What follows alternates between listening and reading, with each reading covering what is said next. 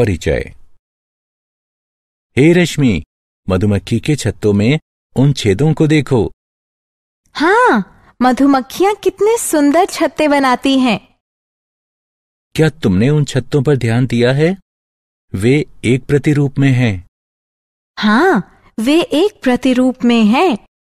प्रकृति में हम बहुत सी चीजों में प्रतिरूप प्राप्त कर सकते हैं। चीजें जैसे?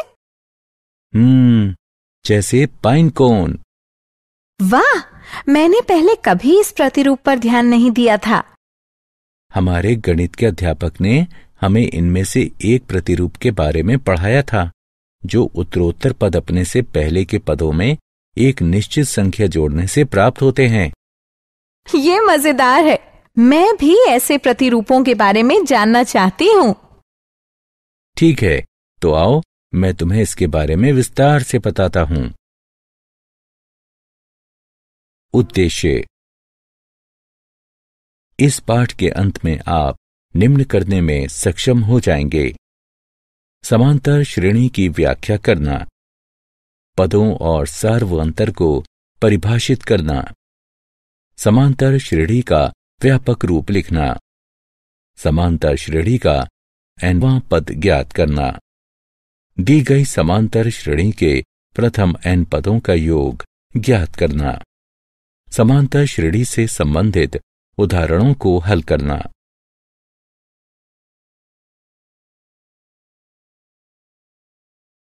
परिभाषा। प्रकृति में बहुत सी वस्तुएं एक प्रतिरूप का अनुसरण करती हैं, जैसे सूरजमुखी के फूल की पंखुड़ियां, कैक्टस पर पाए जाने वाले प्रतिरूप इत्यादि। समांतर श्रेणी इस प्रकार के प्रतिरूपों का अध्ययन है। समांतर श्रेणी को समांतर श्रृंखला भी कहा जा सकता है। समांतर श्रेणी के बारे में बात करने से पहले आइए जान लें कि श्रृंखला क्या होती है। श्रृंखला उन संख्याओं का समूह होती है जो एक निश्चित प्रारूप का अनुसरण करते हैं। हम श्रृंखला की प्रत्येक संख्या को पद कहते हैं। श्रृंखला के इन उदाहरणों को देखिए। यह पहला पद है, यह दूसरा पद है, यह तीसरा पद है, और इसी तरह आगे भी। एक समांतर श्रेणी संख्याओं की एक ऐसी सूची है जिसमें प्रत्येक पद अपने पहले पद के अतिरिक्त अपने पद में एक निश्चित संख्या जोड़ने पर प्राप्त होता है। यह निश्चित संख्या AP का सार्वअंतर कहलाती है। इस श्रृंखला को देखिए। हम देख सकते हैं कि यहां सार्वअंतर 3 है। व्यापक रूप से हम एक समांतर श्रृंखला को निम्न प्रकार लिख सकते हैं, जहां A पहला पद है और D पदों के बीच का अंतर, जिसे सार्वअंतर कहते हैं। इस उदाहरण को देखो। हम देख सकते हैं कि इस श्रृंखला में प्रत्येक पद में 3 का अंतर है, अतः 1 बराबर 1 यानी पहला पद, और D बराबर 3 यानी पदों के बीच सार्वअंतर। A और D के प्रयोग से श्रृंखला का निर्माण करें। हम जानते हैं कि AP A जमा D, A जमा 2D, A जमा 3D आदि है। A और D का मान रखने पर हमें प्राप्त होता है 1 जमा 3, 1 जमा 2 गुणा 3, 1 जमा 3 गुणा 3 आदि, जिससे श्रृंखला 1, 4, 7, 10 आदि प्राप्त होती है। समांतर श्रेणियां 2 प्रकार की होती हैं: परिमित समांतर श्रेणियां और अपरिमित समांतर श्रेणियां। वह समांतर श्रेणी जिसमें पदों की संख्या परिमित होती है या जिसमें एक अंतिम पद होता है, उसे परिमित समांतर श्रेणी कहते हैं। और समांतर श्रेणी जिसमें पदों की संख्या अपरिमित होती है या जिसमें कोई अंतिम पद नहीं होता, उसे अपरिमित समांतर श्रेणी कहते हैं।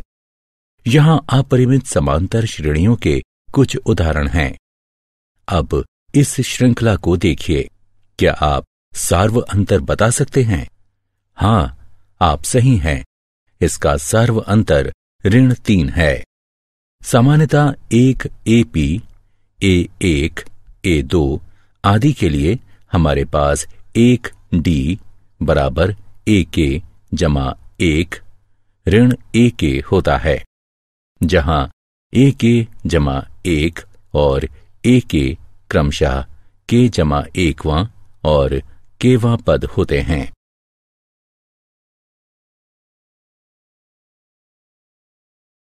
उदाहरण। आइए कुछ उदाहरण हल करें। इस श्रृंखला को देखिए। हम ज्ञात करेंगे कि ये संख्याएं AP बनाती हैं या नहीं। यहां A1 ऋण 3 है, A2 ऋण 3 है, A3 ऋण 3 है, इत्यादि। आइए A2 ऋण A1 ज्ञात करें, जो कि 3 ऋण 3 के बराबर है, जो कि 3 जमा 3 बराबर 6 के है। साथ ही A3 ऋण A2 बराबर ऋण 3 बराबर ऋण 6 है। इसी तरह A2 ऋण A1 A3 ऋण A2 के बराबर नहीं है।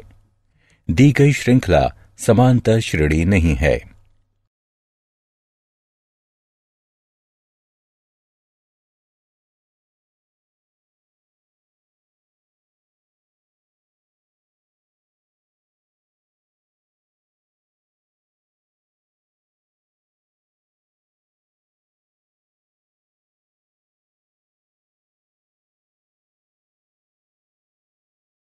एक AP का nवां पद।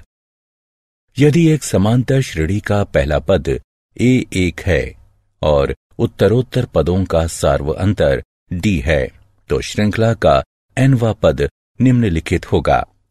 हम जानते हैं कि इसे AP का व्यापक पद AN कहते हैं। यदि AP में M पद हैं, तो AM अंतिम पद को निरूपित करता है, जिसे कई बार L से भी निरूपित करते हैं। आइए अब nवां पद के सूत्र के प्रयोग से दी गई AP का 8वां पद ज्ञात करें। यहां A बराबर 2, D बराबर 7, घटा 2 बराबर 5 और N बराबर 8 है।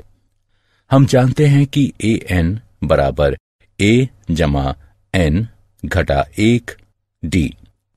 अतः A8 बराबर 2 जमा 8 ऋण 1 गुणा 5 बराबर 2 जमा 35 बराबर 37।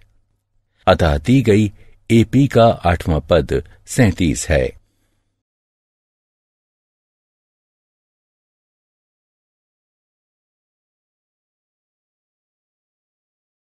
उदाहरण। वह AP ज्ञात कीजिए जिसका चौथा पद 6 और 7वां पद 9 है। हल। दिया गया है कि चौथा पद 6 और 7वां पद 9 है।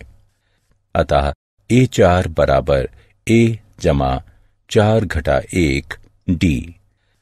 इसलिए जो A जमा 3D बराबर 6 के है, इसे 1 के रूप में अंकित कीजिए, और A7 बराबर A जमा 7 ऋण 1 D, जो कि A जमा 6D बराबर 9 के है, इसे 2 के रूप में अंकित कीजिए।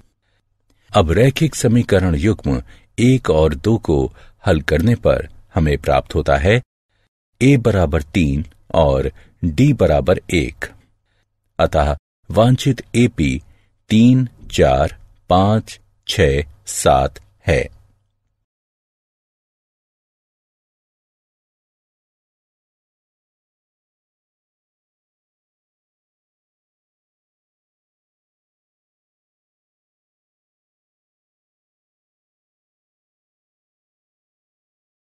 AP के प्रथम n पदों का योग। हम जानते हैं कि AP का nवां पद AN बराबर A1 जमा N ऋण 1 D होता है। मान लीजिए कि एपी के प्रथम n पदों का योग s है, अतः हमारे पास है s बराबर a जमा a जमा d जमा a जमा 2d जमा इत्यादि जमा a जमा n ऋण 1 d। इसे 1 के रूप में अंकित कीजिए। अब हम इन पदों को उल्टे क्रम में लिखेंगे, अतः हमें प्राप्त हुआ s बराबर a जमा n ऋण 1 d जमा a जमा n ऋण 2 d जमा इत्यादि जमा a जमा d जमा a। इसे 2 के रूप में अंकित कीजिए। अब 1 और 2 का योग करने पर हमें निम्न प्राप्त होगा। ये एपी के प्रथम n पदों का योग है। इसे हम निम्न रूप में भी लिख सकते हैं। हम जानते हैं कि a जमा n ऋण 1 d a n है, अतः s हो जाता है n बटे 2 गुणा a जमा a n। हम अंतिम पद a n को l के रूप में भी लिख सकते हैं, अतः s हो जाता है n बटे 2 गुणा a जमा l। हम इस परिणाम का प्रयोग उस समय कर सकते हैं जब AP का प्रथम और अंतिम पद ज्ञात हो और सार्व अंतर ज्ञात नहीं हो।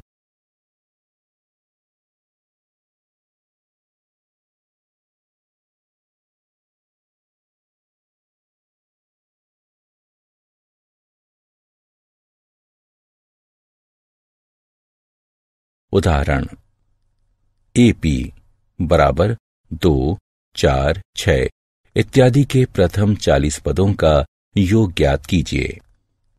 हम देख सकते हैं कि दी गई श्रेणी AP है, जिसका प्रथम पद a बराबर 2 और सार्व अंतर d बराबर 2 है। हमें प्रथम 40 पदों का योग ज्ञात करना है, अतः n बराबर 40। हम जानते हैं कि s बराबर n बटे 2 2a जमा n ऋण 1 d, अतः s 40 बराबर 40 2 गुणा 2 जमा 40 ऋण 1 2 बटे 2, जो कि 20 4 जमा 78 बराबर 1640 के बराबर है।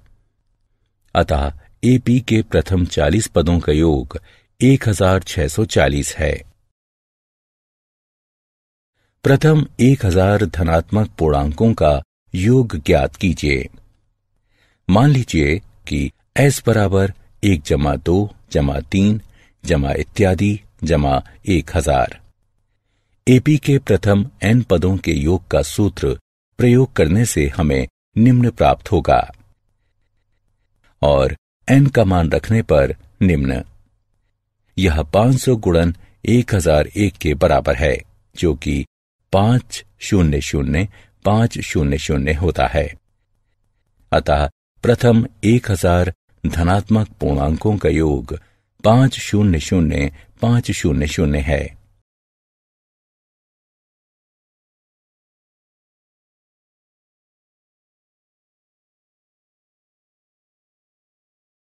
प्रथम n धनात्मक पूर्णांकों का योग ज्ञात कीजिए। मान लीजिए कि Sn बराबर 1 जमा 2 जमा 3 जमा इत्यादि जमा n। हम देख सकते हैं कि a बराबर 1 और अंतिम पद ln है, अतः सूत्र Sn बराबर n बटे 2 गुणा a जमा l का प्रयोग करते हुए हमें निम्न प्राप्त होगा। अतः प्रथम n धनात्मक पूर्णांकों का योग Sn बराबर n गुणा n जमा 1 बटे 2 होगा।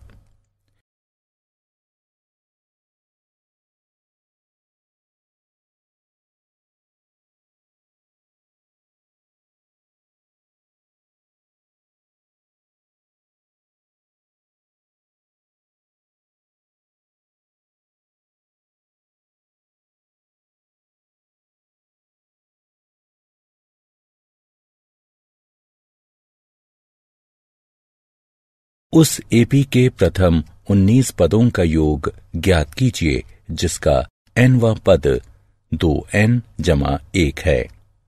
क्योंकि nवां पद 2n जमा 1 है, अतः प्रथम पद बराबर 2, 1 जमा 1 बराबर 3, द्वितीय पद बराबर 2, 2 जमा 1 बराबर 5 आदि, और 19वां पद बराबर 2, 19 जमा 1 बराबर 39। अतः संख्याओं की सूची जो हमें प्राप्त होती है 3, 5, 7 इत्यादि 39। अब S19 ज्ञात करना है।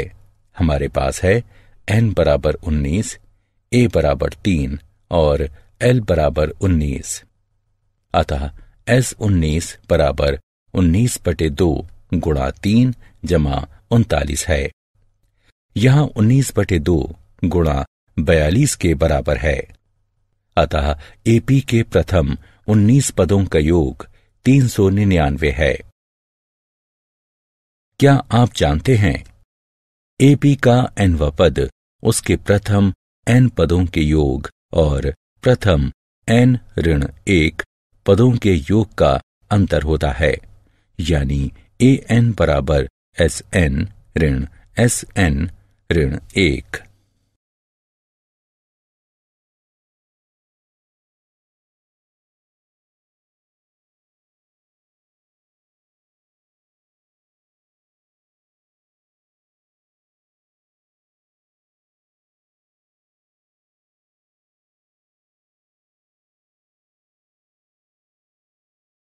सारांश। आइए हमने जो कुछ सीखा है उसे संक्षेप में दोहराएं। एक समांतर श्रेणी संख्याओं की एक ऐसी सूची है जिसमें प्रत्येक पद अपने पहले पद के अतिरिक्त अपने पद में एक निश्चित संख्या जोड़ने पर प्राप्त होता है। निश्चित संख्या d को सार्व अंतर कहते हैं। एपी का व्यापक रूप a जमा d, a जमा 2d, a जमा 3d आदि होता है। एक एपी जिसका प्रथम पद a और सार्व अंतर d हो, उसका nवां पद या व्यापक पद an बराबर a जमा n-1 d होता है। एपी के प्रथम n पदों का योग निम्न होता है। यदि l परिमित एपी का अंतिम पद यानी nवां पद है तो एपी के सभी पदों का योग निम्न होता है।